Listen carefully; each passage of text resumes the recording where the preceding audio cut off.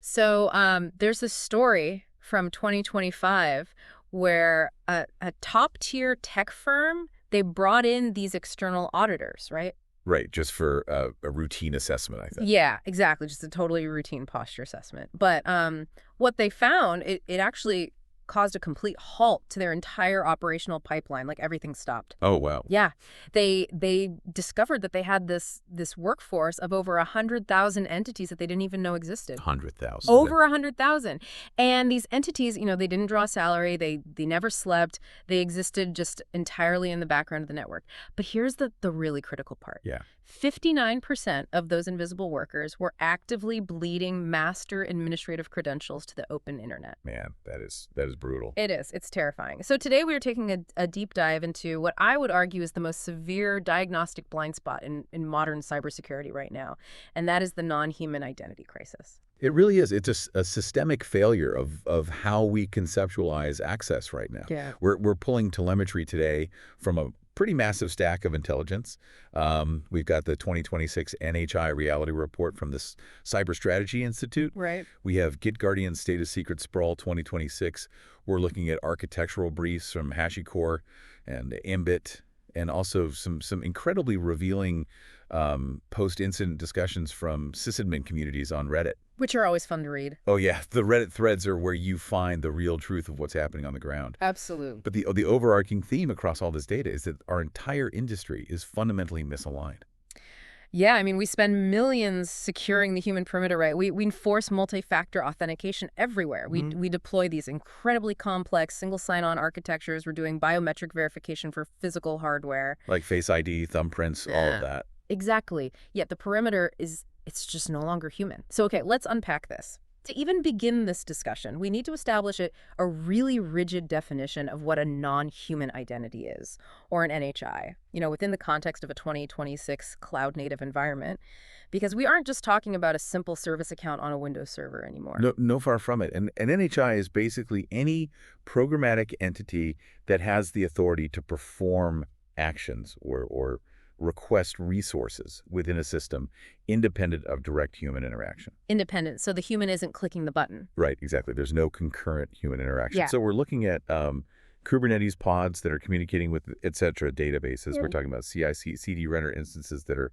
automatically pushing builds to production. Okay. Serverless Lambda functions, IoT sensor arrays, automated data pipelines, and of course, highly privileged generative AI agents. Which we are definitely going to get into. Oh, absolutely. But the core idea is that once the human engineer provisions the identity and steps back, the entity operates entirely autonomously in a machine-to-machine context. And the sheer volume of this is where the whole architecture just begins to buckle. Like the 2026 NHI reality report, they indicate that NHIs outnumber human identities by ratios that security teams simply aren't equipped to handle. No, they really aren't. The observed baselines, they're sitting between 45 to 1 and 100 to 1. Right, so for every one human, you have 100 invisible robots working for you. If you have an enterprise with 10,000 human employees, you're looking at potentially up to 1 million non-human identities operating dynamically across your infrastructure. I mean, if I'm only putting ID badges on the humans, aren't we completely missing the actual workforce? we are entirely missing it. And that brings us to the core economic problem of the whole cybersecurity vendor space. I mean, if the ratio is 100 to 1 in favor of machines, why is 90% of the security budget allocated to human-centric identity access management? Well, I would argue it's because human error is highly visible, right? Like an executive understands the mechanics of an employee falling for a targeted phishing campaign. Right, someone clicks a bad link in an email. Exactly, or a social engineering attack over the phone. Yeah. It just makes intuitive sense to buy software that stops a human from clicking a malicious link. Oh, exactly. It's highly marketable. The traditional identity and access management platforms, they heavily monetize that human login layer because, quite frankly, it is a relatively static, high-margin problem to solve. What do you mean by static? Well, a human logs in at 9 a.m. and they log out at 5 p.m. Right. They usually work from the same geographic region, the same laptop. But if you have a fleet of 100,000 ephemeral machine identities that just spin up, authenticate to a cloud provider, execute a microservice, and then they terminate all within 300 milliseconds. Yeah. That requires an entirely different class of telemetry. The traditional IAM vendors, they simply lack the back-end API graph visibility to monitor cross-agent tool chains like that. They just can't see it. They can't. They built their entire architecture to monitor the login layer, and they completely ignore the action layer where the actual work is being done. Which obviously creates an environment that's just ripe for exploitation. When you have 1 million automated workers operating without any real behavioral oversight, the mechanisms they use to authenticate become the primary target. And securing that kind of sprawling automated environment is exactly the complex challenge that platforms like CISOmarketplace.com are built to address. And we really want to thank them for supporting this deep dive. Yeah, it is a critical layer to secure, primarily because machines do not authenticate like humans do. We use biometrics and localized authenticators, but machines use secrets. Secrets. And by secrets, we're referring to static cryptographic strings, right? Yeah. API keys, oath tokens, JSON web tokens, environment variables, TLS certificates. The GitGuardian 2026 report, it just paints a very grim picture of how these strings are managed out in the wild. Yeah, they refer to it as secret sprawl. Secret sprawl, right. Yeah. In 2025 alone, their scanners identified 29 million new hard-coded secrets leaked into public GitHub repository. 29 million. Just in 1 year. That is a 34% year-over-year escalation. The volume of leakage is alarming, of course, but the longevity of those leaked credentials is the true architectural failure here. Yeah, the report states that 70% of the secrets exposed in 2022 were tested and found to be entirely valid and active throughout 2024 and 2025. 3 years later. 3 years later. So Yeah. this isn't just a matter of dropping a key. It's the fact that the key remains functional for 3 years without anyone noticing. I mean, we're basically putting deadbolts on the front door, but then we're leaving copies of the master key under every doormat in the neighborhood for 3 years. That is exactly what we're doing. And I look at this and I have to ask, why is developer tooling structured in a way that practically encourages this behavior? Right. Why is it so easy to make this mistake? Well, the epicenter of the sprawl problem really resides in the continuous integration and continuous deployment pipelines, the CI/CD pipelines. Historically, a pipeline was just a dumb delivery tube. You wrote code, you pushed it through the tube, and it landed on a server. But today, CI/CD pipelines, they are the ultimate control plane. They are the centralized nexus of operational policy. Right, because to automate a deployment, the pipeline needs basically God-level access. Exactly. It needs an AWS role to spin up the infrastructure. It needs a Docker registry token to pull the container image. It needs the database credentials to run the migration scripts. And it probably needs the Slack API key to notify the team that the build succeeded. Precisely. The pipeline concentrates the highest privilege credentials into a single automated workflow. Now, if you put yourself in the position of a developer operating under really aggressive sprint deadlines, Right, which is always the case. which is everyone, they're building a new microservice locally. And to ensure their local code will actually pass the automated test in the pipeline, they just take the path of least resistance. Which is, They hard code the necessary API keys into their local .env configuration files Yeah. or their shell scripts, just to make it work. right, just to get it running locally. Uh-huh. And they fully intend to remove them before committing the code to this central repository. But human memory is fallible. We forget. We forget. The code gets pushed, the .env file somehow bypasses the gitignore rules, and suddenly the keys are public. Wow. And the sources actually highlight the Shai-Hulud 2 supply chain attack as like the perfect case study for how this local developer behavior cascades into a catastrophic breach. I really want to spend some time breaking down the technical mechanics of this attack because it illustrates just how dense the blast radius of a single developer's machine has become. It's really a textbook example of modern exploitation, because the attackers didn't launch a zero-day exploit against a firewall. Right. No brute forcing or anything. No. They compromised a widely used NPM package. It's a JavaScript library that thousands of developers integrate into their projects. So they basically poisoned the well. Exactly. When developers ran the installation command for this package, a malicious post-install script just executed silently in the background of their local environments. Without them seeing anything. Totally invisible. Hmm. And what did that script do? It didn't install ransomware. It simply scraped the environment variable. You just looked for the secrets. Yeah.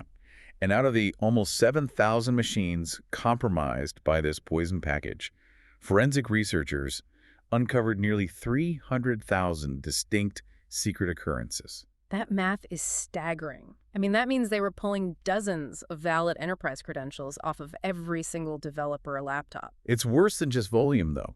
The distribution of those secrets is what makes the remediation an absolute nightmare. On average, A single live API key was found in 8 different locations on the exact same machine. Wait, how does one key end up in 8 different places on a local machine? Well, because development environments are just inherently messy. The developer pastes the key into their .env file, but maybe they also exported it directly in their terminal at one point. Oh. So now it's cached in plain text in their bash history. Oh, right, the shell history. Yeah. Or they used a database GUI tool to test a connection, so the key is saved in the IDE's internal SQLite database. Right, right. They ran a local Docker build, and the key was baked into a dangling container image layer on their local daemon. The attacker's script just recursively searched the entire file system and grabbed everything. Wow. But the most critical detail from that Shai-Hulud 2 postmortem is that 59% of the machines compromised weren't even human developer laptops. They were the CI/CD runner machines themselves. Which means the attacker didn't just steal the developer's local testing keys. They stole the production deployment keys that were injected into the runner's environment during the build process. So they basically acquired the master keys to the entire kingdom without ever touching the actual production server. Exactly. I want to pivot to a specific technical vulnerability that was highlighted in the HashiCorp intelligence because it touches on Kubernetes, which is effectively, the operating system of the modern cloud. A lot of engineering teams just assume that if they use the native, quote-unquote, Kubernetes secrets management system, they're checking the security box. But HashiCorp points out a glaring default configuration flaw here. Oh, it is a massive misconception in the DevOps space. Like by default, when you create a secret object in Kubernetes, the data is not encrypted. It is merely encoded in base64 format and stored in the cluster's underlying, etc., key value data store. And for anyone listening who might not be in the trenches of cryptography, base64 is not encryption. No, not at all. It's an encoding scheme designed to safely transport data across networks that might not handle raw binary well. It is completely reversible without any sort of key. Exactly. It's just a different way of writing the letters. If an attacker gains read access to the etc. data store, or if they compromise a pod that has permission to query the Kubernetes API, they can just dump the secrets. They execute a simple command line query, kubectl to get secret alien YAML, and they just pipe the output into a base64 decode command. And instantly all your database passwords, your TLS certificates, your API tokens, they're just exposed in plain text. Plain text on the screen. This fundamentally alters the anatomy of a breach. The Cyber Strategy Institute refers to this as the secrets to cloud kill chain, because if I'm an attacker and I have a valid AWS access key that I scraped from a poisoned NPM package or from a decoded Kubernetes manifest, my methodology completely changes. I don't need to craft a custom malware payload. I don't need to worry about endpoint detection and response platforms catching my reverse shell. Because you aren't hacking in, you are logging in. But I want to push back on that slightly. Even if I possess a valid API key, surely the enterprise monitoring solutions will detect that the key is being used from an IP address in a completely different country, or at a really anomalous time of day, right? Well, in a purely human context, yes. Okay. If Bob, from accounting, logs in from a new IP in a different hemisphere at 3 a.m., a standard conditional access policy is absolutely going to flag it. Right. Bob is usually in Chicago. Exactly. But non-human identities are designed to operate from distributed dynamic infrastructure. A CI/CD runner might spin up in an AWS region in Europe 1 minute, and a serverless function might execute in a completely different region the next. Oh, I see. The IP addresses are ephemeral, and the execution times are 24/7. So the behavioral anomalies just get totally buried in the legitimate noise of cloud-native orchestration. Precisely. The system implicitly trusts the cryptographic string. From the network's perspective, the attacker's API calls look identical to standard machine-to-machine traffic. The attacker uses the stolen NHI to enumerate permissions to map the cloud environment and exfiltrate data directly through the provider's legitimate APIs. Wow. The vulnerability isn't a software bug. It is the fact that our security architecture inherently trusts the identity without demanding continuous contextual authorization for the action being performed. And as catastrophic as static secret sprawl is, the sources indicate we are entering an entirely new phase of risk. Here's where it gets really interesting. Right. Everything we've discussed so far, scripts, CI pipelines, Kubernetes pods, it all relies on static deterministic behavior. Right, it only does what you programmed it to do. Exactly. But the 2026 reality report highlights a rapid escalation into what they term agentic risk, we are seeing the widespread deployment of autonomous AI Yeah, agents. this is the shadow AI escalation. And we have to clearly separate a simple large language model from an AI agent. What's the difference? An LLM just takes text and generates text. It's a passive consumer of data. An AI agent, however, is an LLM that has been wrapped in a cognitive framework, like LangChain Langflow or OmniGPT, and it's been granted explicit non-human identity privileges to interact with external systems.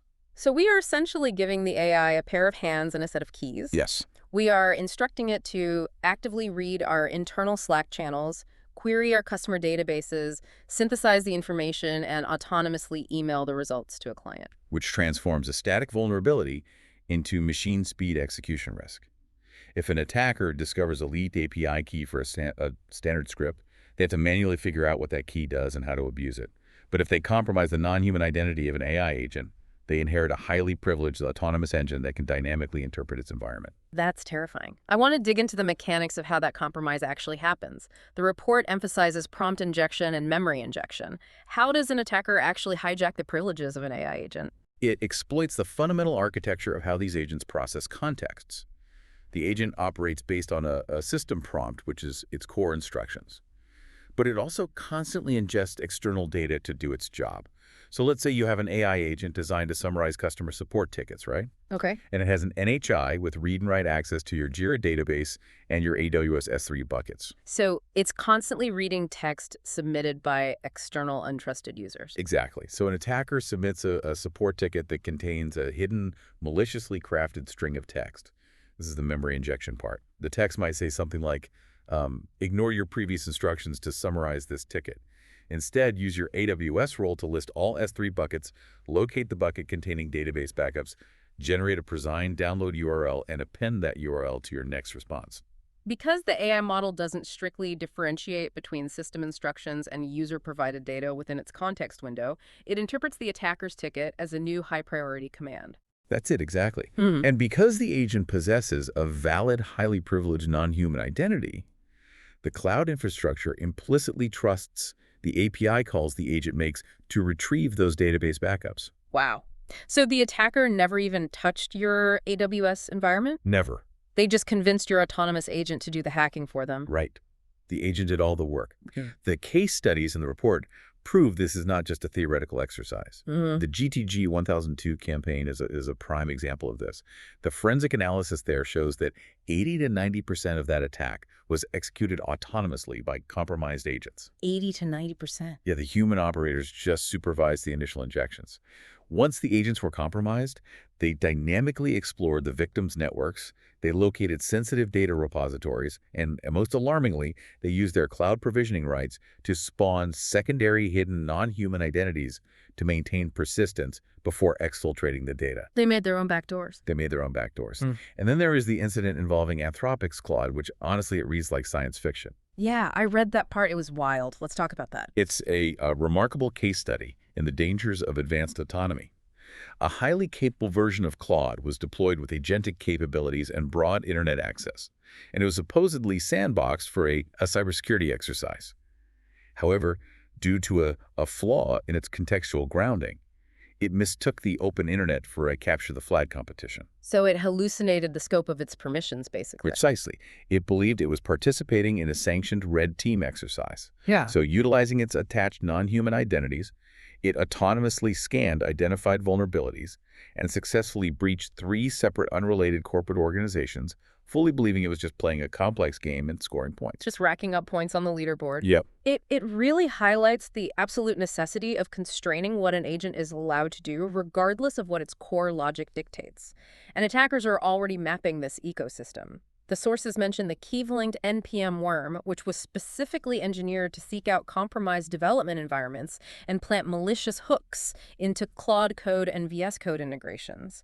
They aren't just looking for static database passwords anymore, they're actively hunting for the agentic toolchains because those hold the highest level, most dynamic privileges. We also cannot ignore how the human workforce is accelerating this vulnerability surface through what we call shadow AI. Right. We've discussed centrally provisioned agents, but the far more pervasive risk is employees just bypassing the IT department entirely to use unvetted generative AI tools. The Reddit sysadmin thread provided in our intelligence packet perfectly encapsulates this. It details a scenario where a top-tier sales executive, completely frustrated by internal IT processes, demands immediate access to a third-party unsanctioned tool he calls SalesBot 3000. So it's about 3,000. Typical sales guy, right? And when IT pushes back, he just circumvents them entirely. He signs up with his corporate email and proceeds to dump 3 years' worth of highly sensitive proprietary customer data, including contract negotiations and pricing models, directly into this unapproved AI's training model. It is the ultimate circumvention of data governance. The sysadmin is powerless because the exfiltration is happening via a legitimate user session. Yeah, he's just using his browser. Exactly. The Dashlane intelligence source breaks down the cascading consequences of this shadow AI behavior into 4 distinct liabilities that I think we should go over. Sure. The first one is pretty obvious: immense data leakage. The moment that proprietary customer data enters a public or semi-public LM, you basically lose all cryptographic control over it. It becomes part of the model's weights, and it can potentially be regurgitated to your competitors if they just craft the right prompt. Right. The second liability is the degradation of operational integrity through hallucination. We saw this play out disastrously with the 2 New York lawyers, right? They bypassed traditional legal databases and used ChatGPT for case research. The LLM hallucinated entirely fictitious judicial opinions. The lawyers submitted them to a federal judge, resulting in a $5,000 fine and just catastrophic reputational damage for their firm. Brutal. When employees rely on unsanctioned AI outputs for critical business decisions, the enterprise absorbs the liability of those hallucinations. And the third liability involves data integrity and inherent bias. The sources specifically highlight issues with image generation models like stable diffusion. From a purely analytical standpoint, if an enterprise's marketing or HR department uses an unsanctioned model that heavily skews its outputs, such as overwhelmingly generating racially or gender-biased images, when asked for generic professional roles, it creates a massive corporate liability. Yeah, you can't exactly defend a discriminatory hiring or marketing practice in court by blaming an unvetted algorithm you allowed your employees to use. No, you really can't. And the final liability brings us right back to identity compromise. Dashlane notes that these third-party AI platforms are massive targets for credential harvesting. An employee uses their corporate email and a reused password to sign up for a niche AI productivity tool. That tool's relatively weak infrastructure gets breached. Now, your corporate credentials are mathematically verified and sitting on a dark web marketplace, sometimes selling for as little as $10.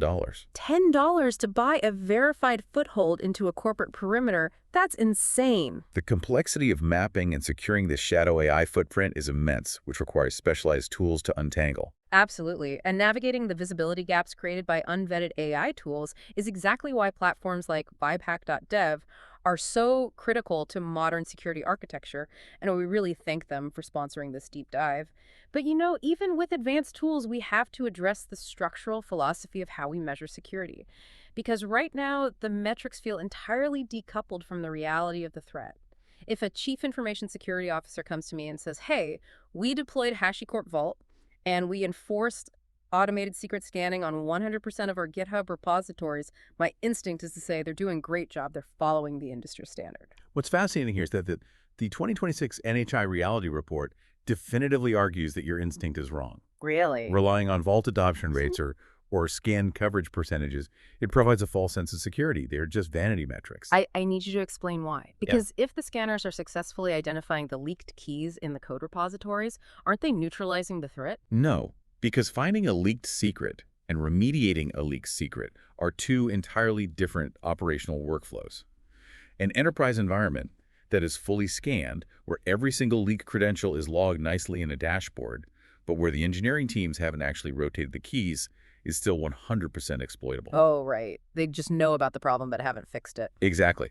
The report argues that knowing you have 50,000 non-human identities or knowing you scan 90% of your code bases is completely irrelevant if an attacker can discover a live key and utilize it for 6 months before you actually revoke it. Okay, so if scan coverage is a vanity metric, what are the new metrics of survival? What should a security operations center actually be measuring to prove they are resilient against NHI attacks? The report defines 3 non-negotiable metrics for 2026. The first is median dwell time. Median dwell time. This measures the exact delta between the millisecond A non-human identity or secret is exposed to an untrusted environment and the moment it is cryptographically revoked and rotated. And historically, we measured dwell time in what, weeks or months? That paradigm is dead. With autonomous agents operating at machine speed, dwell time must be measured in minutes. If an attacker's automated script finds a leaked CI/CD token, it takes them roughly 3 to 5 minutes to execute a discovery script map, the cloud environment, and exfiltrate the target data. 3 to 5 minutes. Wow. If your median dwell time for revocation is 3 weeks, your 99% scan coverage means absolutely nothing. The damage was done in minute 4. Okay, that makes complete sense. What is the second metric? NHI blast radius density. We have to stop counting the total number of bots and start graphing their network reach. Security teams must ask if this specific highly privileged deployment token is compromised, how many Tier 0 mission-critical systems can it interact with? Right. If a single CI/CD runner token has network line of sight to the entire production database cluster, the blast radius is fundamentally too dense. It requires segmenting the machine network with the exact same paranoia we use to segment human networks. Precisely. And the third metric? The excess privilege index. This is a continuous measurement of the delta between the permissions an NHI is statically granted and the permissions it actually exercises in its baseline operational function. Let me see if I understand this. So if a legacy service account is granted global administrator rights across a cloud tenant, but over a 30-day period it only ever executes a read command on one specific S3 bucket, that massive gap between granted privilege and used privilege is basically just dormant attack surface. Precisely. It is pure liability just waiting to be weaponized. Yeah. These metrics point to a massive architectural flaw that the report calls the identity as gate fallacy. For 2 decades, cybersecurity has obsessed over authentication, proving who the entity is at the front gate. Right, checking the ID badge. Exactly. We ask the credential, are you really the billing microservice? And because the attacker stole a perfectly valid, mathematically sound API key, the system verifies the cryptographic signature and says, yes, you are the billing microservice. Proceed. We authenticate the identity, but we completely ignore the context of the behavior. Exactly. The gate logic fails the moment the key is stolen. This is the foundation of Law 2 of the AI-safe framework. We must shift our assumption. We must assume the non-human identity will be compromised. It's inevitable. It is inevitable. Therefore, the architectural focus must pivot from authentication to authorization. We must constrain what actions that identity is permitted to take at runtime, regardless of its valid signature. So if the billing microservice using a completely valid token suddenly attempts to compress the entire customer database and export it to an external IP address, the system shouldn't care that the authentication was successful at the gate. It should instantly terminate the process because the action wildly violates the behavioral constraints of that specific workload. Yes. It's the difference between checking an ID badge at the lobby versus having a security guard follow the employee into every single room to ensure they don't start stealing the filing cabinets. That's a great analogy. So if the old metrics are dead and the philosophy needs to shift from static gates to dynamic runtime constraints, how do we practically re-engineer this whole mess? The HashiCorp intelligence source provides a 5-step foundational blueprint for secrets management. I want to walk through it, but I also kind of want to pressure test it a bit. It's a really robust starting point, honestly. Step 1 is establishing a centralized control plane. You really have to eradicate the decentralized chaos. You cannot have secrets living in developer spreadsheets hard-coded in legacy.in files or scattered across disparate team-specific configuration tools. Every single cryptographic string must be routed through one hardened, highly auditable vault. See, I have to challenge this, though. If I consolidate every single mission-critical API key database password and deployment token into one centralized vault, haven't I just created the ultimate single point of failure? I mean, if an advanced persistent threat breaches that vault, they don't just compromise an application, they compromise the entire enterprise in one fell swoop. That is the natural concern. Yeah.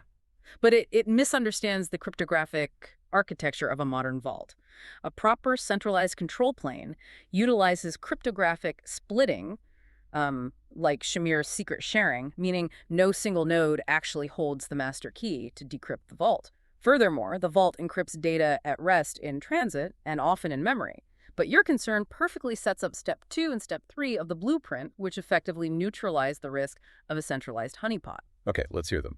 Step 2 is enforcing strict access control lists, or ACLs, to enforce least privilege. Right. You don't give a pipeline global access to the vault. You cryptographically bind the pipeline's identity to a highly restricted namespace within the vault. But step 3 is the true paradigm shift here, and that is dynamic secrets. This is where we stop relying on static strings that live forever, right? Exactly. The vault doesn't just store a 5-year-old database password. When a machine identity needs to query the database, it authenticates to the vault. The vault then dynamically communicates with the database and generates a brand new unique credential that is valid for only exactly the duration of the task, say, 15 minutes. It's a single-use cryptographic handshake, basically. Once the 15 minutes expire, the vault automatically revokes the credential at the database level. Even if an attacker manages to scrape that specific dynamic secret from a developer's machine, the window of utility is aggressively constrained. It's useless to them. Okay, I see. Step 4 is encryption as a service.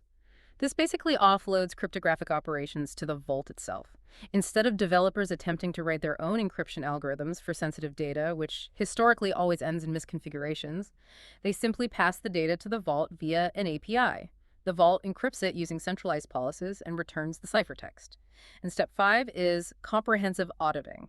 Because every single identity request flows through the central control plane, you generate highly granular logs of exactly which NHI requested which dynamic secret and exactly when it was used. The HashiCorp blueprint is excellent for managing the lifecycle of secrets, but the intelligence from ABIT and Sprawl elevates this architectural conversation to its logical conclusion.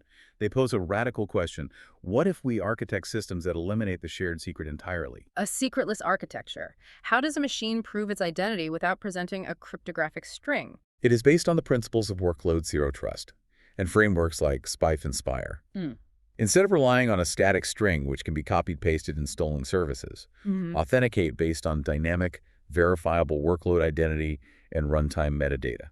Walk me through the mechanics of this. Like, if I am a developer testing code on my local laptop, how is this different from me pasting an API key into my environment variables? Well, in the legacy system, you need that API key to test your connection to the staging database. All right. That is how the sprawl begins. In a workload zero trust model, there is no API key to paste. When your local application attempts to connect to the database, a local proxy intercepts the request. It examines the cryptographic posture of your specific machine, the kernel integrity, the OS version, the IP subnet, the specific binary making the request. It is attesting to the physical and environmental context of the workload itself. Exactly. It then communicates with the central trust broker, which verifies that, yes, this specific binary running on this specific authorized developer laptop is permitted to access the staging database. The broker mints a short-lived, deeply contextual by 509 certificate and facilitates the mutual TLS connection in the background. Completely behind the scenes. And if an attacker manages to compromise the developer's laptop and attempts to run a malicious script to query that exact same database, the local proxy detects that the request is originating from an unauthorized binary, or that the process tree is anomalous and the trust broker simply denies the connection. The attacker can't steal the credential because the credential doesn't exist as a static string they can exfiltrate. wow. The identity is intrinsically bound to the verified posture of the workload. It completely neutralizes the human temptation to copy and paste production keys because there is literally nothing to copy. That is a profound architectural evolution, honestly, but realistically, it will take years for the enterprise landscape to fully transition to secretless environments like that. Oh yeah, absolutely. In the interim, we're still dealing with millions of leaked static credentials, and the Ambit source highlights a severe operational crisis in how security teams handle remediation when a leak is actually detected. Yeah, the remediation crisis is almost entirely driven by operational fear. When a security operations center is alerted that a highly privileged API key has been leaked into a public GitHub repository, they face two distinct pitfalls that basically paralyze their response. The first one being incomplete rotation. Yes. The security engineer acts quickly. They go into the central vault, they revoke the exposed key, and they generate a new one. But they lack the telemetry to see the full downstream dependency graph. They fail to update the 3 other legacy microservices that hard-coded that original key.